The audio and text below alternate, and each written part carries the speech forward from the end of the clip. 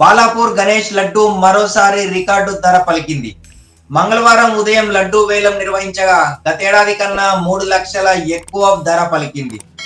ఈసారి 30 లక్షల 1,000 రూపాయలకు కొలను శంకర్ రెడ్డి గణేశుడి లడ్డూను సొంతం చేసుకున్నారు.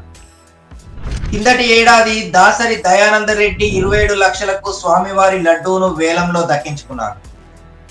బాలాపూర్ గణేశుడి లడ్డూ వేలంపాట 1994 నుంచి జరుగుతోంది.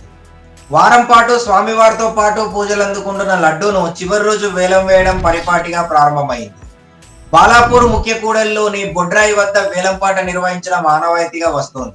తొలి ఏడాది జరిగిన వేలంపాటలో బాలాపూర్ లడ్డూను 450 రూపాయలకి ఓ భక్తుడు దక్కించుకున్నాడు.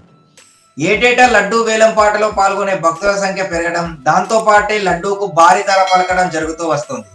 2020లో కరోనా కారణంగా లడ్డూ వేలంపాటకు రద్దు చేశారు.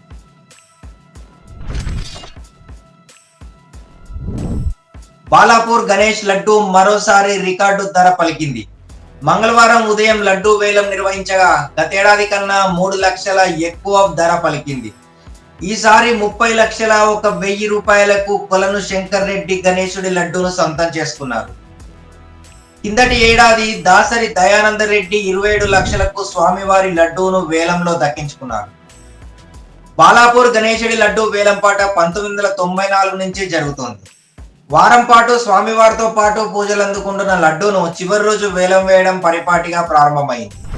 బాలాపూర్ ముఖ్య కూడలిలోని బొడ్రాయి వద్ద వేలంపాట నిర్వహించడం ఆనవాయితీగా వస్తోంది. తొలి ఏడాది జరిగిన వేలంపాటలో బాలాపూర్ లడ్డూను 450 రూపాయలకి ఓ భక్తుడు దక్కించుకున్నాడు. ఏటేటా లడ్డూ వేలంపాటలో పాల్గొనే భక్తుల సంఖ్య పెరగడం, దాంతో పాటే లడ్డూకు భారీ ధర పలకడం జరుగుతూ వస్తోంది.